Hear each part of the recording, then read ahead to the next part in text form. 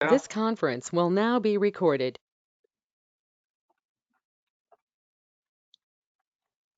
All right, so with that, we will kick off today's meeting of the Budget Operations and Compensation Committee. John, I see that you are online. I know that you're in less than optimal circumstances at the moment, location-wise. So if there's anything you need me to do, please just give me a nod. Eric, can you hear me? Yes, I can. Oh, okay. Good, thanks. Okay. So with that, we'll call this meeting to order. That's okay with the chair. Yeah, as a matter of fact, let me just explain to the other people on the call is that I am not in any dire straits, but I happen to be in the hospital today. So in order to, simplify the procedures, I've asked if Eric could run the meeting because I don't know when I might be interrupted by doctors or nurses or something. So. All right. So with that call to order, we'll move to public comment. Hearing none, we'll move to agenda item number 3, which is regarding the approval of the meeting minutes from our last meeting on May the 12th. Is there a motion to approve the minutes? So moved. John? I second, Lonnie. All right. So the minutes are approved. So moving on to agenda item number 4, we have our comprehensive plan, budget, and targets. So I'll just go through what we're doing when this year. And just to preface this, I apologize for the formatting that you all, in the tardiness of the mailing last week. We had a bit of chaos on our end as our budget software that was custom built for us due to the way that we allocate our overhead costs came crashing down, and efforts to fix it have thus far not been successful, but we have workarounds, and we've gone back to our old way of doing things, just improved that we can. So we're now in a much better place than we were last week, but apologies. So at our first meeting in May, we talked through proposed targets and revenues, and I'll give a quick recap on that today. Then we'll spend the majority of today focused on expenses, and then we'll just kind of close the gap on where we are in terms of sustainability, so joining together those revenues versus expenses. Next meeting, we will present you with a consolidated budget. That next meeting is next Wednesday. We will come back to you with our capital expenses, or I'm sorry, our investments. We'll go through our strategic partners, then we'll look to the committee for a formal recommendation and a vote for the full board. Any questions? All right, so I'll move to a couple points that I wanted to get out of the way. So there's some assumptions and contingencies that we've built in as we were working through this budget. And obviously I did this slide before some news earlier this week and quickly updated it. So we built our budget with 2 contingencies. The first is around the passage of environmental infrastructure, which was in the governor's bill that expanded the scope of the Green Bank to allow us to finance environmental infrastructure and resiliency in the state. That bill passed the legislature on the 7th. So our scope is going to expand to cover this. So those items are no longer contingent upon that passage. We have that taken care of, and so we'll get started on planning for that. The other one is a contingency around battery storage. As you've heard us speak in prior updates, we're still waiting for PURA to make a formal order around a program. They have indicated kind of the direction that they're heading.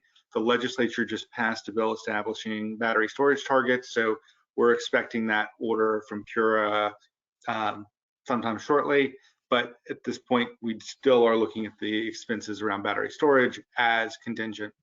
If that does pass, we will, or once Pura does make that order, we will be coming back to the committee and to the board to refine that budget. The budget numbers that we've built around battery storage are based on the original design that we went to Pura with. And so we need to see what exactly they're going to order. Our original program was residential in nature only. They've talked about a larger residential and commercial program. So once the details in their order are fleshed out, we can flesh out our budget even further. So with that, just to recap where we are on targets. So for the organization, we're not using the range approach that we had this year.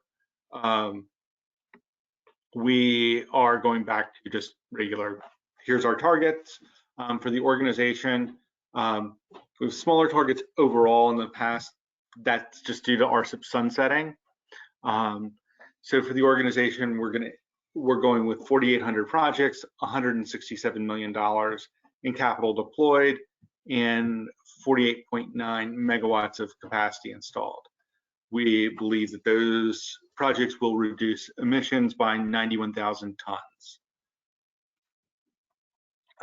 In terms of programs, going through the financing programs, you can see that we are looking for, as the economy picks back up, we're expecting programs to ramp back up in terms of CPACE and the PPA. The PPA is indicative of pipeline that we've been building both on the municipal side and the state-supported project side. We're expecting growth in SBEA. The utilities have been heavily marketing these programs, but they've been pretty impacted by COVID, but we are growing our support for the business energy advantage through Eversource. So we expect additional projects through that. As I mentioned in our last meeting and we discussed, we're making a little bit of a strategic pivot in multifamily where we're really focused on building a pipeline around PPAs because we feel that that is a great way to deliver savings in this space and allow to concentrate our efforts on that offering. And that is becoming more and more optimal that we're seeing in terms of a lot of what's coming out around the tariffs and the incentives that are offered there. Then we have our transportation, which, while not noted here, we're still working on some numbers around what we estimate that impact will be, but our EV offset program is in the mix here. And then strategic investments. Bert has several things up his sleeve that he's working on, including some projects with fuel cell energy. In terms of the incentive business, just a reminder, we're expecting that we'll either hit the statutory limit of RCIP and then run out with the RCIP-Es in the first half of this year. There had at one point been talk of an expansion of that, and thus far, I believe, Brian, what I heard you say earlier this week is you hadn't heard anything lately on that. So we are expecting the program to sunset as expected. Right. So yeah, it's pretty much a done deal. There was a bunch of bills that were called today. I don't think RCIP will be extended. It's pretty, you can feel pretty confident about that now. Okay. We do have battery storage in the targets. This is the expectation of whatever program is created would start in January and would need some ramp up. And again, this is based off of the original suggestions to Pura, and so we'll see what they actually do propose, or they do order rather. Smarty is flat, or up a little bit actually year on year. And Posigen, you'll see that that number is declining year on year, and that's just due to the RCIP running out. So any questions on targets before we move on to recap revenues? Yeah, Eric, could you just repeat, I guess, if not maybe slightly expand the transportation line item? So we launched a carbon offset pilot where we are helping to aggregate and monetize the carbon offsets created through EV charging infrastructure. mhm. It's a very small program at this point, but it's picking up a lot of steam. And so this So is just is of the that. blank light item then just The blank line item is that because we're still figuring out how do we count the number of projects? Are we counting the number of offsets? Are we counting the number of chargers? Okay. We have estimates around of the offsets. So I believe that we are going to create, I think it was 16,000 the first year, but that isn't really indicative of what it would be going forward because from what I understand, there's a bit of kind of like a backlog of these offsets that are going to get monetized the first year. So the first year number is higher than, so Matt and I've had a couple conversations on what this number should be. Okay. We're So still, there will be numbers filled in, you're saying. there will be numbers We that just are don't have filled them in. right now. Yeah. Okay. We're right. Thank you. So, looking at revenues year on year, you can see revenues are increasing. I like to, so just overall, the 50 million versus the 46. Sorry, I'm just trying to move my go-to out of the way so I can see numbers. That we have an increase in Regi that's due to increased proceeds from the auction. So that's both a higher clearing price and an increased number of permits. The CEF, the Clean Energy Fund, is decreasing as we do expect every year, just due to decreased demand. So energy efficiency is working. And you'll see the growth of our interest income on here, which is representative of increased investment activity. The loans that we've repurchased from Clean Fund are directly contributing to that, and our just overall activity are growing the portfolio and helping our financing programs be and make the organization more sustainable as a whole. And the other one to point out is with rec sales and Shrek sales. So our rec sales are increasing year on year, and that's due to higher rec prices in the markets that we've seen. And our Shreks are growing year on year as we have more systems come online. Any questions on revenues? All right, so let's move on to the fun part and let's talk about how we want to spend money. So we'll start with the staffing plan. And so staffing plan year on year, we're not looking to do anything drastically different. That this is basically everybody that was here coming into this fiscal year. So people that remaining, positions that are remaining. Changes that we're looking here is you see where we filled over the past year. So we filled the open positions. Right now we're proposing 2 new positions and we're carrying over 1 that remains vacant. The first 2 are durational 1-year positions to help kind of augment the RCIP team to clear a backlog as we wind down. There's a lot of paperwork that needs to be done to get systems closed out and completed and make sure all of our ducks are in a row. And we've had a bit of a backlog because we've had such high numbers of new applications coming in. So we really want to hit that backlog and clean up as much as possible as we start to transition out of the onboarding phase of the program and into the just ongoing operations. And the third is an operations assistant, which has been open for a while as we determine exactly how we want to use that. We know we need the assistance, but it's just about what exactly do we want with that position. The next section on here, we have 3 employees who are expecting to depart this year. I'm sorry, 4 employees. Celia informed of her intent to move on. Last year, Sergio has joined. Celia has kindly stayed on and helped us transition the department, but also plan for battery storage and help us with our interactions with Pura and the tariff. We have Louise, who will be transitioning to a PSA and is going to be leaving the organization and consulting with us part-time. Nick Zuba is moving on to new things, and Loyola sadly will be transitioning to retirement at some point this year. So we have these openings built into the staffing plan. In terms of new positions in here, we have the contingencies. So we have the environmental infrastructure that I mentioned earlier. That's a senior staff level position that will be focused on helping us build the programs and identifying projects that we can bring to the board to finance. And then the other three positions are battery storage related and are contingent upon that order from Pura.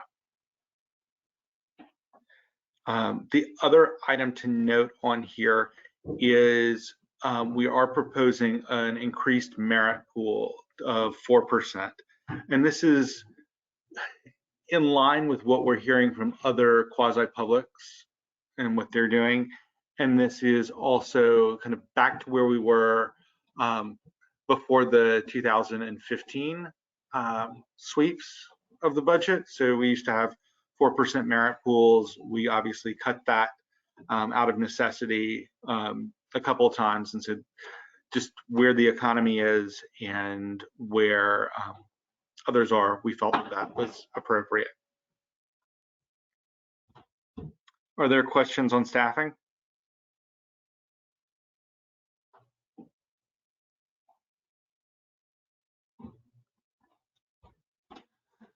All right. Hey, Eric, this is Hey, John. John.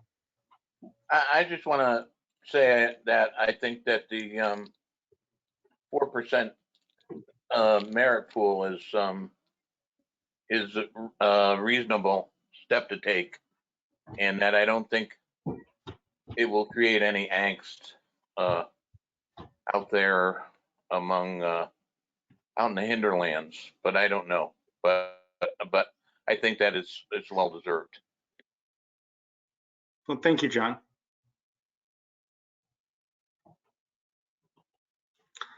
All right, so if there are no other comments or questions, I'll move on to walk through the other expenses in the budget, and I'll start with the incentive programs.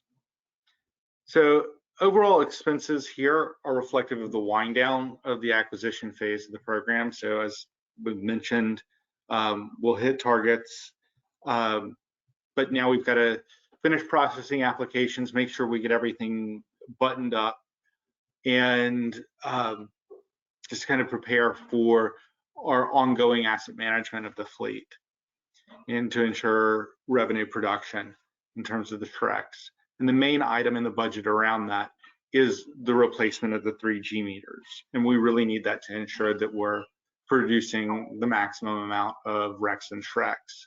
And so I believe that all of you have heard about the 3G network sunsetting and the need to replace these with 5G meters. And I mean, this is a big budget line item in terms of cost, but it is absolutely necessary going forward.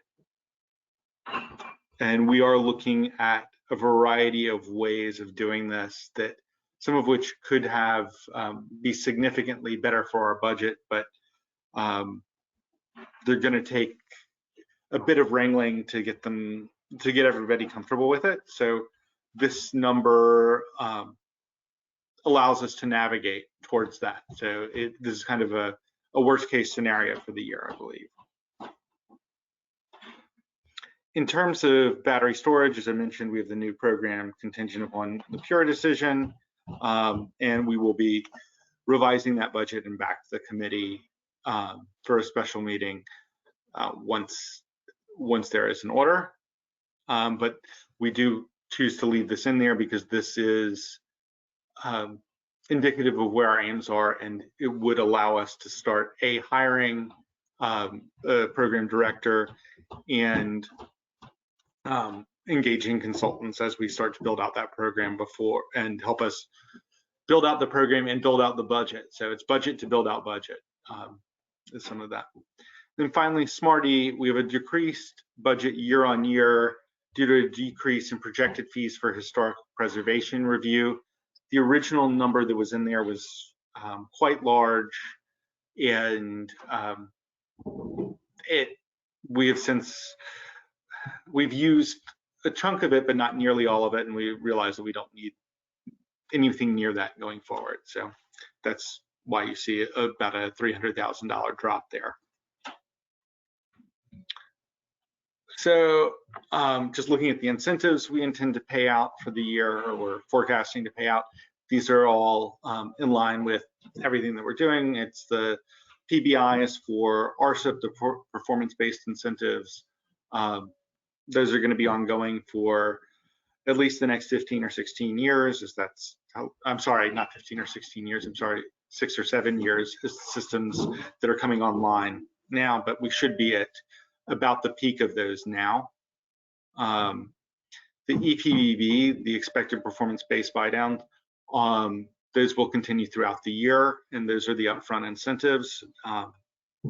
And you can see the fourth quarter, we're not expecting to have any EPBB incentives. We're hoping that as the program hits its targets, we will be paying out those incentives rather soon, so that we can finish up with that. The rest of this are just small federal grants, and our grant that we've been making to Sustainable Connecticut, which has been directly linked to finding projects. This does run through the incentive programs. The projects are generally coming through on the financing program, so that does contribute to our balance sheet down the road. Questions? So moving to the financing programs. So CPACE, we have lower overall expenses. We have efficiency gains. Catherine Duncan has been doing awesome things with our billing, which is really reducing costs and increasing efficiency. We've reduced cost from our technical administrator, and we have just a slower spend on some of the evaluation, monitoring, and verification work that we had been doing. So we're continuing to do it all, but it's just at a lower cost. The PPA, operations and maintenance of $245K, is being reflected at the Green Bank in this budget. This is a little bit misleading. It's here, but we'll end up either needing to transfer the funds to Cepheus Services, where we paid this out of, and have in previous years, and it hasn't been included in the budget. I'm raising this here because it flags as a difference year on year. We just typically haven't included it, and we've had cash on hand to pay for it. We most likely will have cash on hand in the subsidiary to pay for it as well this year. There's an increased there's an increase in the PPA budget due to the share of IPC's time that's being allocated to the PPA versus other programs. And this is representative of the strategy that we presented of shifting away from multifamily specific products and really trying to grow that with the existing line product, but focusing the PPA as a tool to bring energy savings to the multifamily sector. So that brings us to the multifamily sector, where you see a reduction of $760,000 as we change our focus to the PPA. The remaining budget that is there is to support existing projects in the pipeline. So we have a couple of things that are in our targets that we think need just a little bit of hand-holding to get over the finish line. And so that's the support that we have built in for that. Questions on financing programs? This is John Hardy again. Do you think that we could make a glossary that includes like what are the, so on this page we have And I know what most of the stuff stands for, but we have CPACE, we have EMV, we have PPA, CGB, IPC. It's really, at a certain point, I think it would be great to have a sheet that just had what all these initials and acronyms stood for. Point noted. I could see Brian Farnan smiling. This is his pet issue. He hates acronyms, and Loads of them. I'm Well, with you, Brian also spent a little time in the legislature and knowing how to translate this stuff when you're delivering it to colleagues and trying to bring them on board. John Garrity, you're absolutely right. And you can know it, and then, it's like Thursday, and wait, what does that mean? What does that mean? I mean, you need your cheat sheet next to you at all times. I will, point noted, I will make sure that we spell things out where possible going forward, but I will also, we can put together a glossary. Thank you. So clean energy finance, so Bert's team, year on year, there's about a $75,000 increase in IPC budget. Again, I'm sorry, a $75,000 decrease in IPC budget, and that has to do with just the overall allocations on the IPC side and how that works, with the overall sum being allocated amongst the 4 programs they support. The big change in the budget here is in consulting. It's an additional $115,000. That is to reflect Louise, who will be moving in September from being on staff to being a consultant. And unfortunately, you aren't able to see the offsetting change in compensation and benefits because we weren't able to pull that in, but you will see that in the next mailing.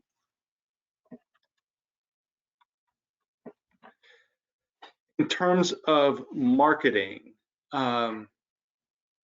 so we've been working on a strategic shift from being more product centric to making sure that we're tying everything to our brand.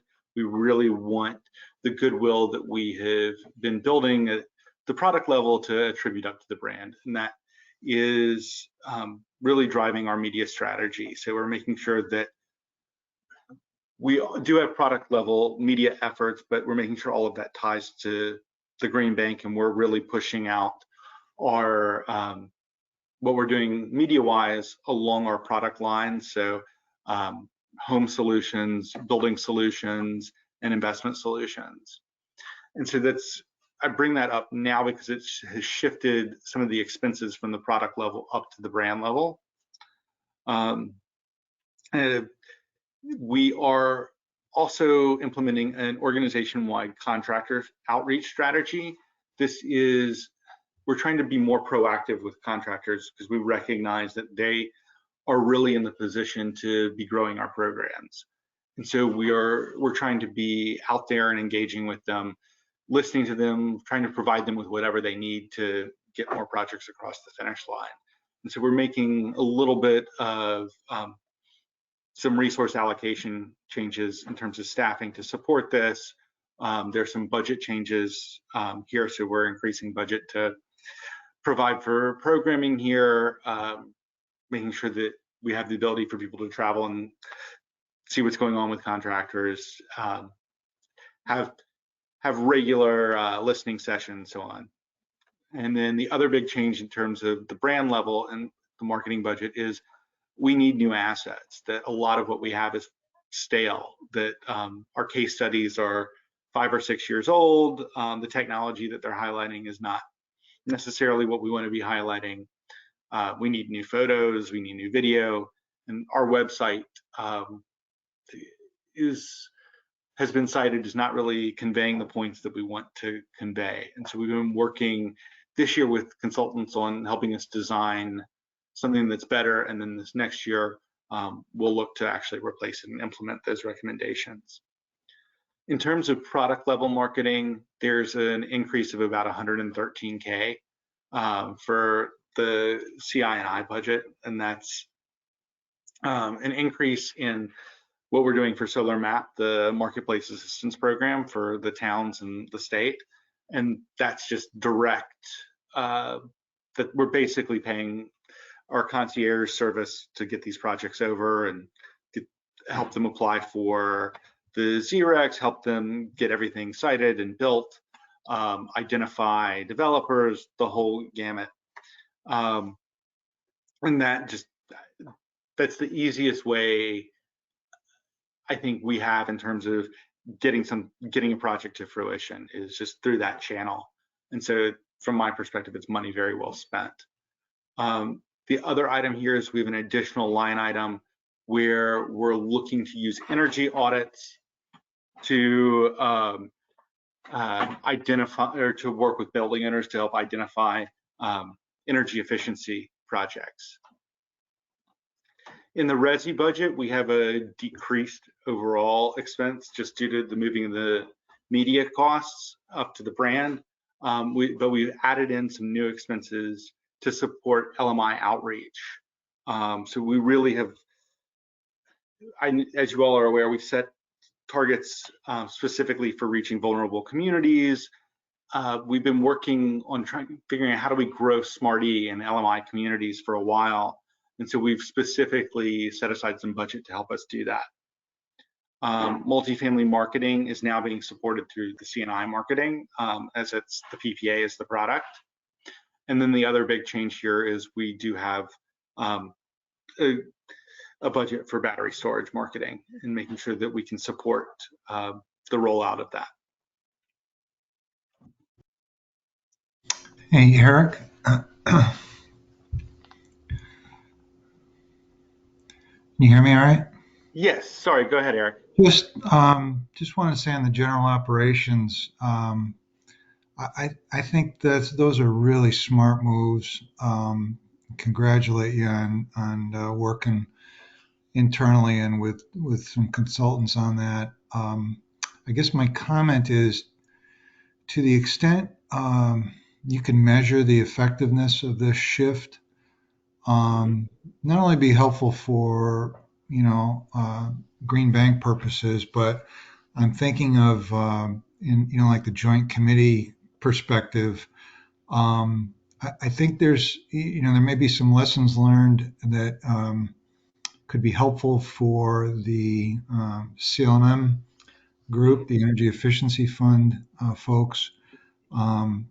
Both in terms of, if you can demonstrate, whatever we do with the website and how that's, improved its utility and use.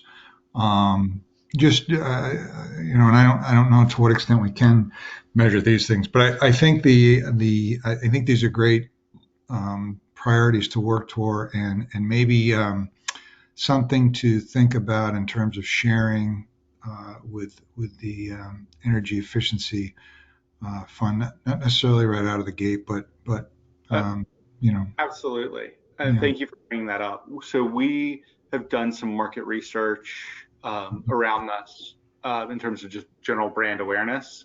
That I'm excited to see. We're committed to doing this on an annual basis, just to kind of track how this is changing over time.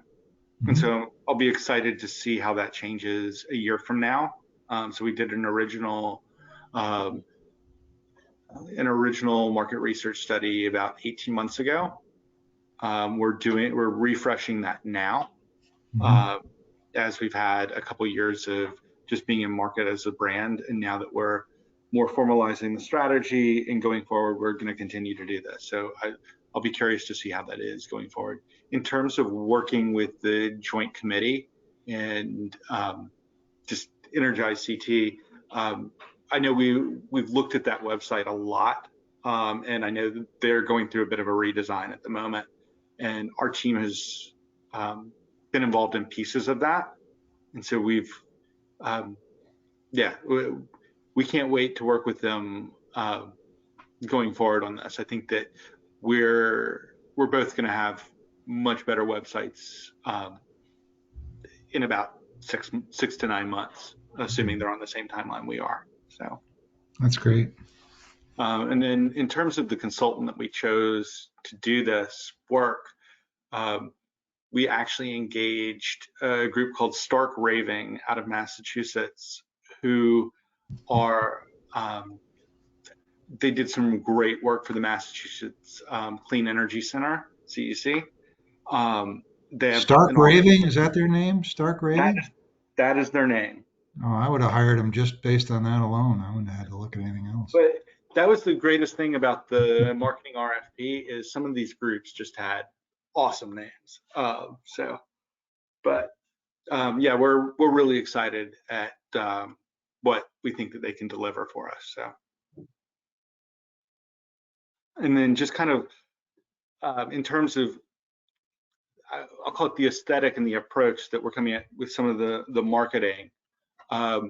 We have give you guys a glimpse of our new office. You can see our external branding here in Hartford, and then just kind of our open space below that with our visuals in the background of clean energy. And then you see to the right, 4 of our conference rooms where we're really looking to spotlight some individuals who've had an important role in clean energy history in Connecticut. So you have the Freeman Room that we created, which is after the Freeman sisters, who were integral members of the Underground Railroad, whose house in Bridgeport is now part of an environmental justice community. You have Bernard Baker, the father of the fuel cell in the top right. You have Colonel Alfred Pope, the Hartford industrialist who was manufacturing bicycles and electric cars in the early 1900s. And then I'm sure you all will recognize Gina McCarthy in the bottom right. So yeah, we're looking for ways that we can tie their stories to help us continue to tell our story and be part of our branding and marketing. Eric, this is Brian. If I could just provide some context here. So we're trying to think of a way to both combine our branding efforts in marketing that Eric has been talking about to get the Green Bank out there, along with our culture of the organization. So these rooms very much inspire our staff and team, right? It surrounds them with people who have moved the market and done something important for the state of Connecticut, and it's represent it.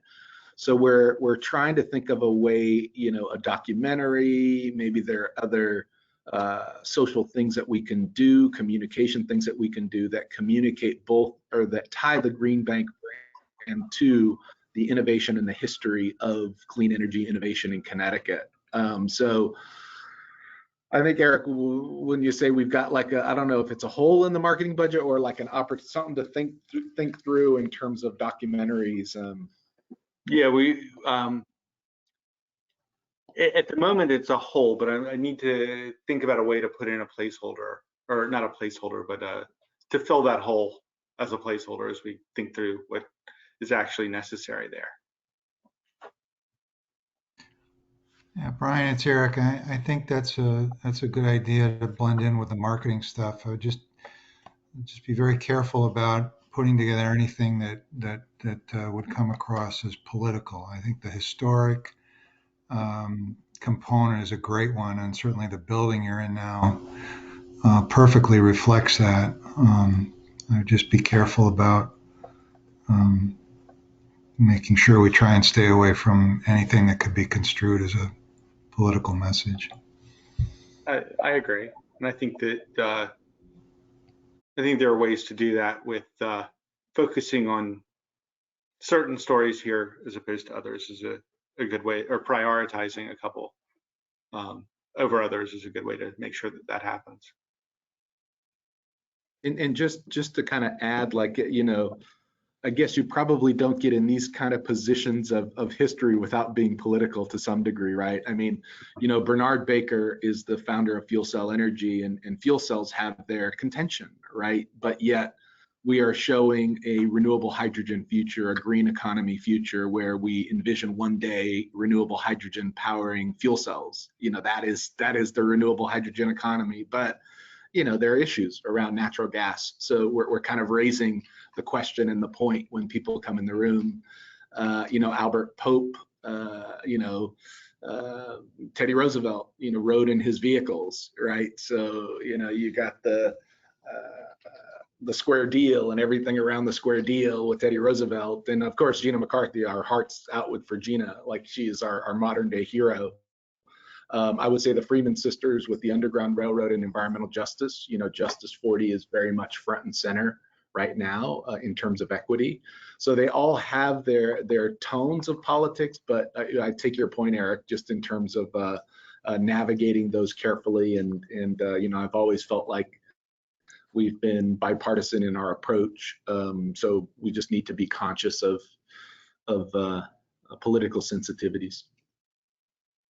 I think too, as someone who makes documentaries, we LLC all of our documentaries. So we turn them into separate projects. You can actually divorce them from other things that are going on. And that's a really good thing, because you can invite in private investment the way we do for green energy investment.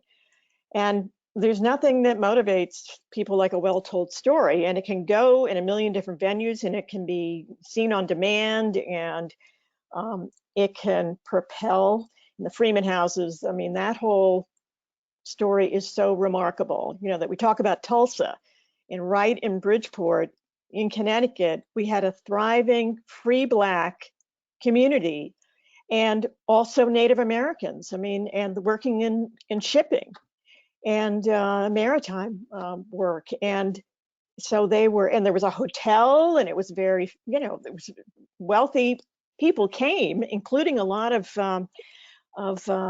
free Blacks.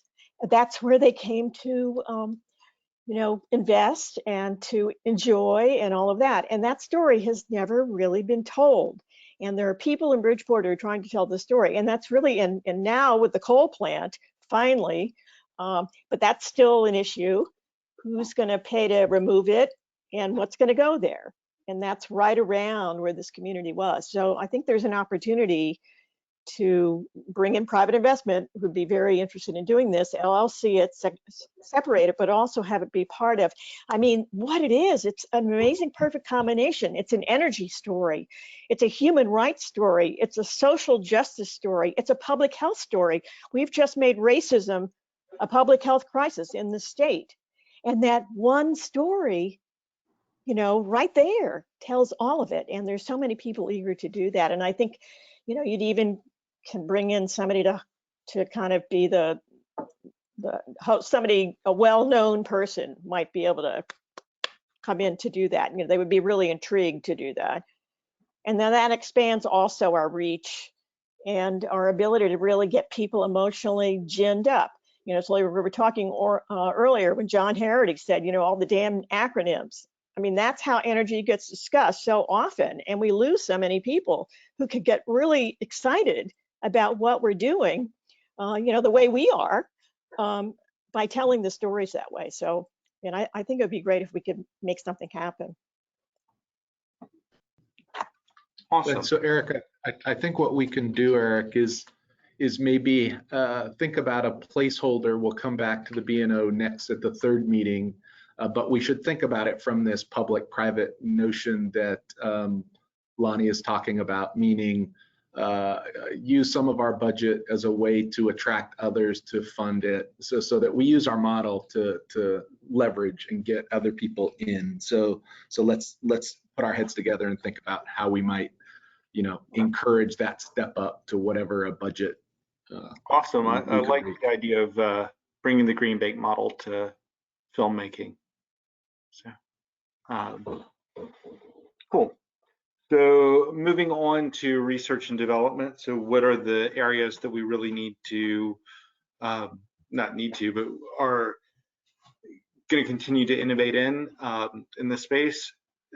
We have renewable heating and cooling, that's ongoing monitoring, which we've been doing for the past couple of years. We're going to continue with that. We have money for environmental infrastructure, which is to support that expanded mission and help think through and build out those programs. And then we have the job study that we're going to continue on to a new piece with the Energy Efficiency Board. Moving on to just overall other operating expenses. You see a slight increase year on year of about $150,000 here. That's reflective of just a couple things. I mean, we've trimmed some costs in parts of our IT operations. We've seen some increases there, primarily due to needing more licensing across the board for a couple pieces of software. We have increased expenses with staff development and continuing education. Primarily $80,000 of that is to support the student loan assistance that the B&O committee supported at the previous meeting, that we're still working with ACG on, the Audit Compliance and Governance Committee, in terms of making their recommendation to the board. And then we have some slight increases in terms of subscriptions. And the other big driver here is insurance. And we're facing really tight insurance markets. And every time we've gone back for a policy renewal this year, it's been significantly more expensive than we would have hoped. We're hopeful that that won't stay for forever, but we are going to have to pay more this year for insurance. And I mean, that's just reflective of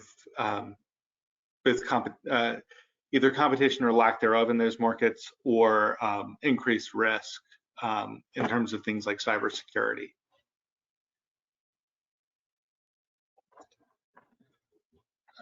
In terms of capital expenses, you'll see a significant decrease in capital expenses. This is because we had our move this year. We've basically spent all that we can on this now. We're hoping this is done, or I'm hoping this is done and over. And we don't expect to face those expenses again this next year. Any questions on expenses before we head into sustainability? Eric, I had a question about, are we budgeting, and maybe I missed it, are we budgeting for any kind of campaign around heat pumps for residential use? So we haven't broken out what campaigns we're going to do where for Smarty. For the year, and that's just basically because we're bringing Stark Raving, our new marketing agency, up to speed. I just had that call about an hour ago, kind of walking them through what we had done and with whom, where, and what exists. I imagine there will be some advertising that supports and pushes that. In terms of special offers, we have an ongoing special offer right now on heat pumps that I believe will run. It's going to continue until the money runs out, and the money, I think, will probably run out at the end of the summer. What happens after that, I think we'll have to wait and see and kind of regroup. We hadn't planned on any interest rate buy downs or any special offer related to renewable heating and cooling residentially at this point, but we can come back to the committee if we decide that we need to do that down the road. Eric, if I could add, this is Brian, and this is a bit in Lonnie's neck of the woods. You know, some of our marketing channels, you know, beyond contractors, are you know, people in communities, everyday citizens. And in Branford, we had a group of citizens who, through the community match fund, You might all know that we have a part of our marketing budget to support Sustainable Connecticut that helps us reach municipalities to support the power purchase agreement and help them reduce their energy costs. Another part of that is a small contribution that goes to a community match pool where local citizens create projects. The projects are consistent with our mission. They raise money to support those projects, and then we match them. There was a project specifically, John, in Branford, modeled around home energy solutions, heat pumps, and solar PV done by some clean energy advocates, really good ones. They've been around for a while. So the idea is, to your point, Eric Brown, is to kind of take that data as a baseline in terms of how well they did. I'm pretty sure they did really well. You know, community-based customer acquisition does really well. We all know it. We've seen it for years, Solarize, clean energy communities and the like. And we've put in this budget a $25,000 increase to Sustainable CT to specifically replicate that model. So if they want to, those groups of citizens want to take it to another town to leverage and to double it by raising money from citizens and run a campaign, they can do that, and we'll capture all the data from doing it. And my gut tells me, Eric, that we will see much better customer acquisition by people talking to people than you know, what we might generally see. Yeah, I guess this is John again. I would just add that I think that heat pumps, you know, they're kind of pricey, but they're a really important part of the mix of how to get carbon reduced. And but they're also hard to understand. Like I've sat in a number of presentations by contractors and really didn't quite get it all when they were explaining it. So I think there's two things. One is that anything that's like a little difficult to understand but is really important, it will require a lot of messaging. And I think that the heat pumps are worth it in terms of, you know, New England, especially getting away from home heating oil would be a remarkable step. So I hope that we can find ways to prioritize it. Agreed, John. And it's like, you know, I think it is the second largest greenhouse gas emission reduction wedge for Connecticut is decarbonizing how we heat our buildings. So yeah, and the targets are really extensive. They're in the hundreds of thousands, and the programs are struggling. The incentive programs are struggling. So more knowledge and awareness will go a long way to get that growth moving in the right direction. You know, we have heat pumps here at our office. We're learning from them. We're also beyond the air source heat pumps that we all are talking about. There are also ground source heat pumps, and part of the other R&D budget item was research around ground source heat pumps. We're actually metering ground source heat pumps that we've been financing through Smarty. So we've been giving customers free metering so that we could actually see how those systems are producing and saving. We haven't had that data in the past. So we'll actually have some data to be able to speak to customers in the future about how ground source heat pumps are saving people money for those who are, you know, changing out the oil boilers, or excuse me, furnaces with ground source heat pumps. So yeah, it's a huge wedge. We've got to get the awareness up. We've got to put the incentives and financing in place to get things moving. And big jobs. I mean, I think the jobs, the direct jobs per, you know, $1 million of investment are amongst the highest in that segment of the market.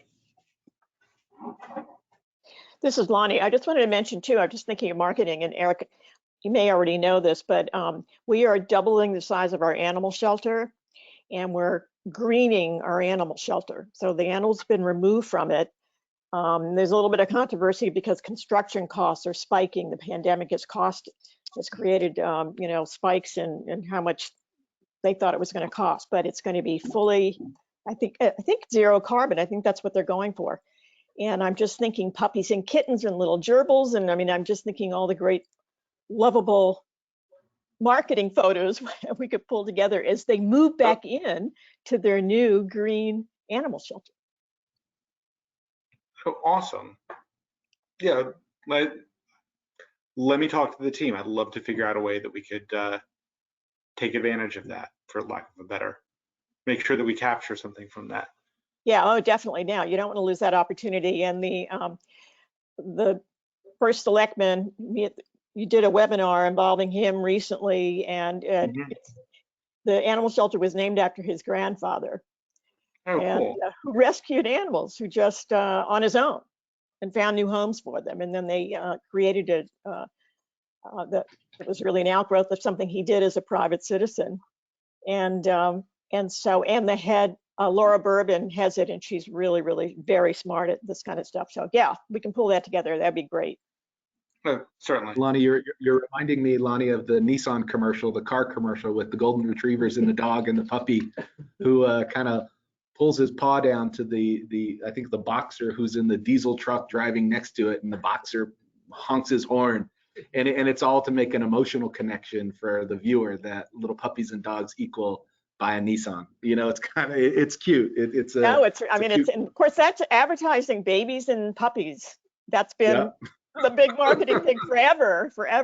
Totally. But this animal shelter, she's really remarkable, and they rescue some of the stories of animals that they've rescued and rehabilitated and found happy homes for. There was just one last year, dog almost frozen to death, and they found him and brought him into our shelter and rehabilitated him. Vets stepped in and everything, and now he's living with this happy family. You know, I mean, it's it just goes on and on and on. So yeah, it's a good. I think it's a feel good story, and it's a real good story. So that'll be great. Cool. And I will chase up with the team and see what we can do. So any other questions or comments on expenses? All right, so moving on to sustainability. So Brian, do you want to go through this, or do you want me to kick it off? Yeah, let me go through it. So hang that up. So just to provide some background to just kind of catch folks up on where we've been and kind of our kind of journey to where we are today.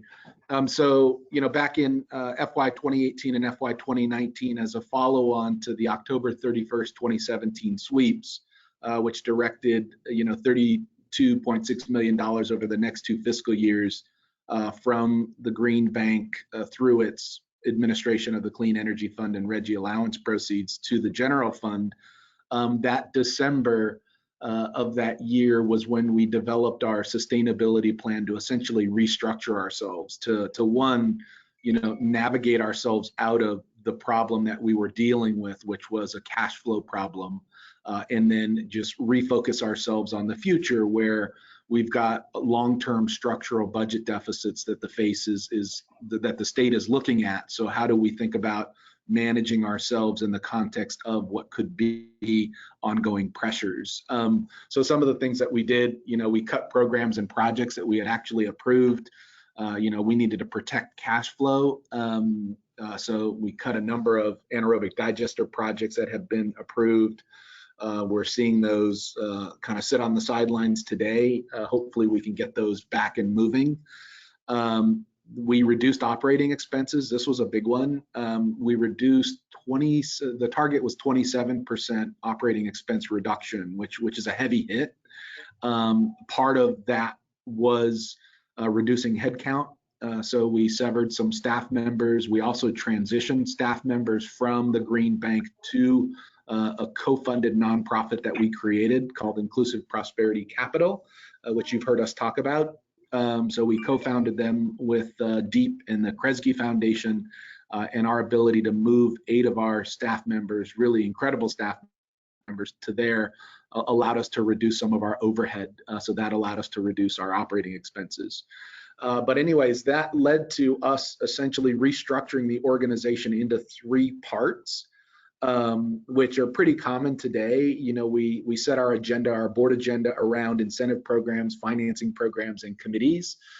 So it's become pretty common, but it wasn't that way before the sweeps. So we've really had to define who we are, what we run, and why. The incentive programs, you know, we administer the residential solar investment program that was statutorily required for us to administer. The challenge of that program at the time was that, as you see from the budget, they chew through cash quite quickly. I think our budget this year is $11 million. So, you know, it will chew right through cash. So if you're not managing your cash flow, you can get eaten up by not having access to, you know, by the greater than 50% reduction in public resources that we received. So what we ended up having to do was to monetize the value of those solar home renewable energy credits and find a near-term fix. Bert was able to establish what we call warehouses or lines of credit with Webster Bank and Liberty Bank that would provide us access today to cash that we could tap if we needed it. And then as we did all the work around our bonding, we would be able to issue bonds, recover that money over a 15-year period through the present value of those bonds, or a portion of it. We'd be able to pay down the warehouse, and then we'd have a long-term source of capital to get us through the program. So we did a lot on the incentive programs to manage that cash flow because it had a huge impact on us. And the bond structure that we've now set up is a result of that strategy. And that strategy is what we call a cost recovery strategy, because we're able to sell the renewable energy credits that are generated from these systems to the utilities at a price that we set. We set it at a price that's actually very competitive to the Class 1 RPS, the alternative compliance payment. It's actually much cheaper than the ZREC program. So we get more bang for the buck out of this program. And the challenge is that the cash flow comes over time. So by us being able to cost recover and sell to the utilities and issue warehouses and securitizations, we're able to better manage our cash. That was a key thing to get through that period of time. Financing programs is kind of what people think about when they think about the Green Bank, right? We utilize the System Benefit Fund and RGGI funds to finance projects for end-use consumers. We hadn't focused historically pre-sweeps on an investment return strategy, but because of the sweeps, we had to then focus on moving away from our priority being leveraging ratepayer funds to a priority being our organization's sustainability. So we established a weighted average return of 5% over a 10-year term, which you all will see next time we meet is our investment portfolio proposal. And what's important there is that over time, the interest income that is produced from those loans and those financings, over time, as we continue to diligently invest those resources, the interest income then covers our operating expense. So I'm going to show you a few ratios after this slide to show you the progress we're making towards that end. So this is a business unit where the interest income over time is going to help us break even by covering our operating expenses. And then we co-founded a nonprofit, Inclusive Prosperity Capital. We transitioned exceptional staff there that enabled us to reduce our overhead in our operating expense. But they also carry forward our mission, specifically our mission around low to moderate income families and vulnerable communities. So Eric has been hinting at us refocusing that effort with IPC around solar PPA. The reason that's important is because we had really good success this legislative session in getting a major affordable housing bill for solar passed. So we think this is going to enable us to really deliver returns for that segment. And you also might remember that we lost a lot of foundation and investor interest in us. And by creating this nonprofit, we were able to save that investment from the Kresge Foundation and others. And we've got some things that we want to report next week. IPC is doing great. COVID has had a devastating impact on them. It slowed them down, but we've got some really good results in terms of where they are raising some foundation investment. So we'll come back to that next week. But let's go to the next slide. So we've been kind of breaking down the numbers to take a look at some ratios. If you think of earned revenues, what does the Green Bank earn? You know, we don't earn revenues through the Clean Energy Fund or Reggie allowance proceeds. You know, those are public resources that have been set aside for us to support our mission. We earn revenues through all the other things that we do. We generate interest income, we generate fees, we monetize ZRECs. Earned revenues is something that we're tracking for our financing programs. And when you compare earned revenues to a ratio of our operating expenses, you get a sense of if it is greater than 1, then what that is saying is your earned revenues are supporting that element of operating expenses. So you can see from this slide, starting in FY18, which was the budget we were in coming out of the sweeps, that through FY20, we're still working on this current fiscal year. I suspect those are going to go up, continue to go up.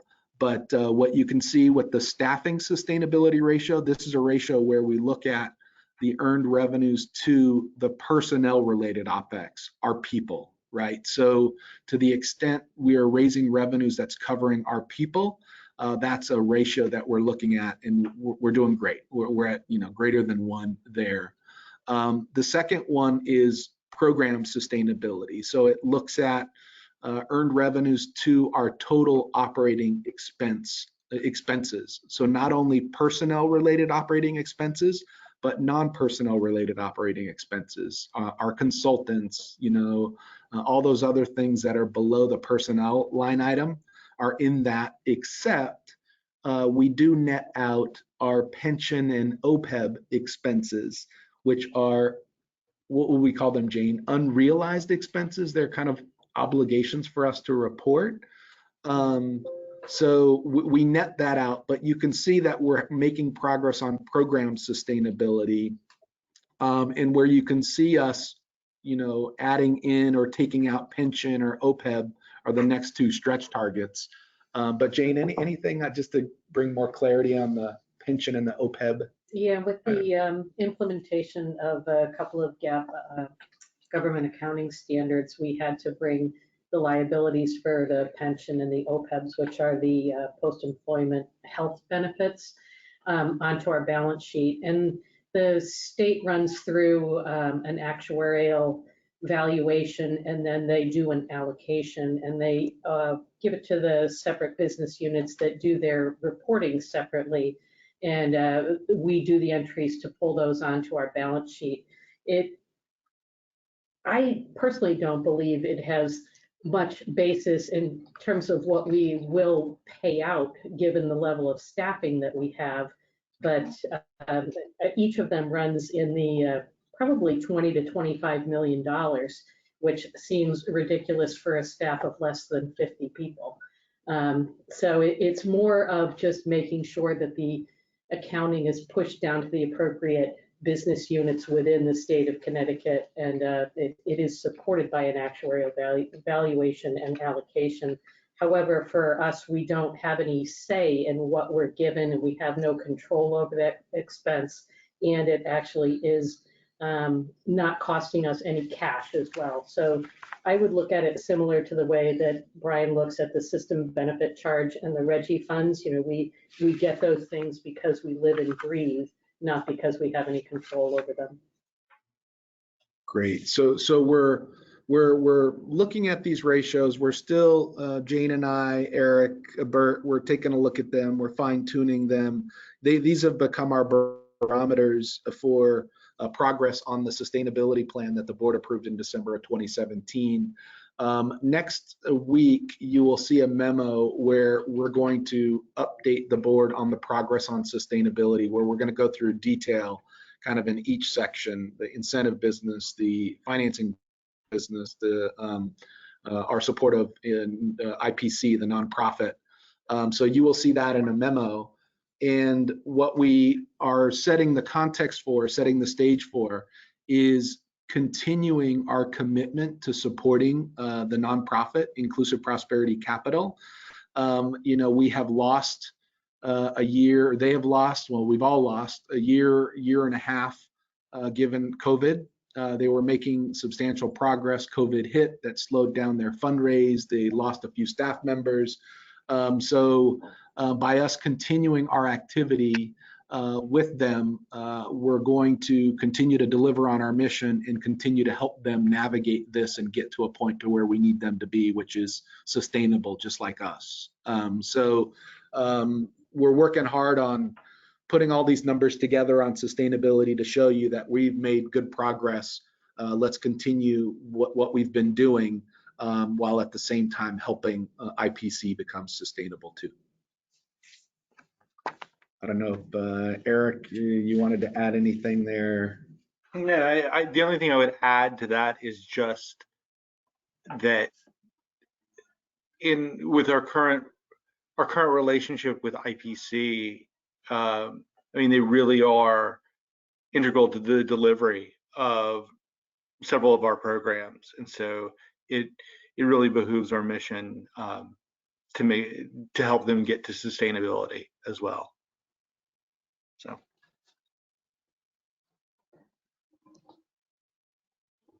So stay tuned for the memo. We'll go through it again. Eric, if I could ask next time, just give me a little time to go through it again.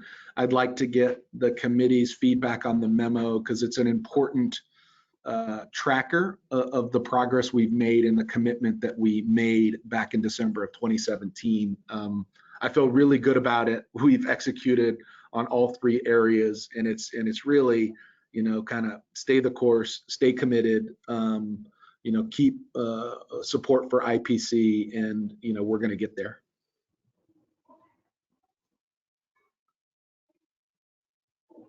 Again, sorry, one more thing I would add is for those of you who recall at the time, there was a big discussion and disagreement of the board members in terms of how they felt the future would look with regards to the system benefit funds.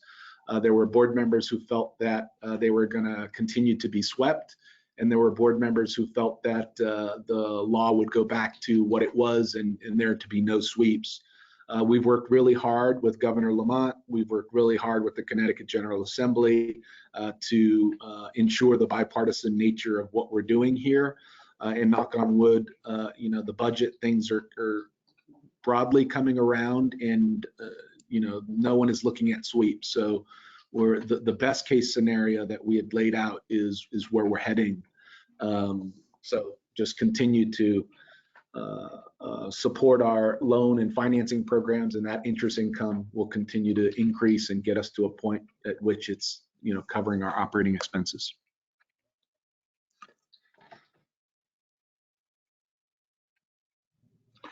That's it. That's all I have. So as we wrap up today, or at least we wrap up what we have prepared, are there any other questions or concerns or any items that you guys would like more information on as we prep for next week?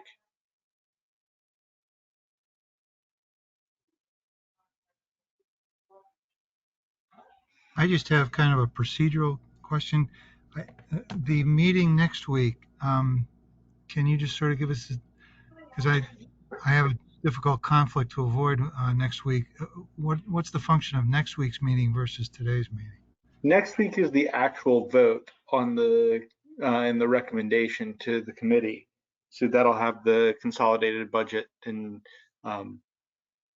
ideally the committee will be making that recommendation to the board. Okay, thanks.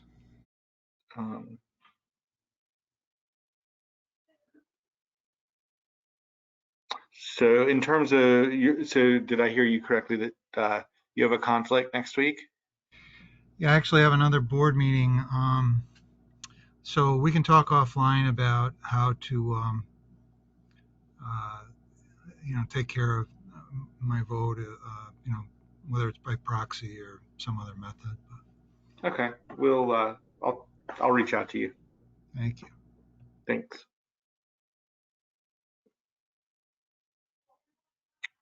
Any other questions or concerns, John, Madam Chair? No, Well, I'm sorry, Lonnie. Go ahead. no, sorry, that was me mumbling. Go ahead. Well, No, John, it's all you. Go. oh man, well, it's not much of me then.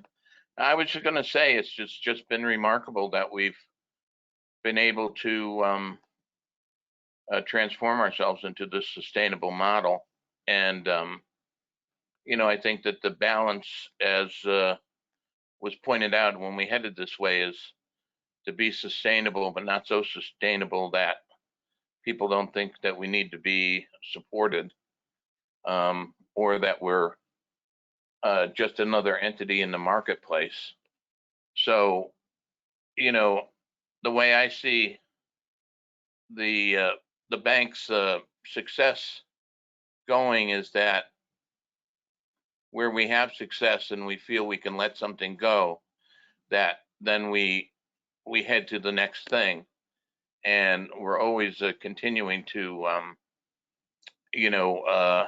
drive climate change solutions forward in that way. So, and I think that's what we're doing. So it's a great work by the alchemist in the Green Bank shop. Well, thank you, John. So with that, is there a motion to adjourn? Oh, so moved. And I just want to say, John, whatever you're in the hospital for, feel better and get out. Oh yeah, no, I will. And thank you. And I will second the motion. Well, thank So all you. those in favor signify by saying aye. Aye. Aye. Any opposed? You may stay here and go to meeting if you want.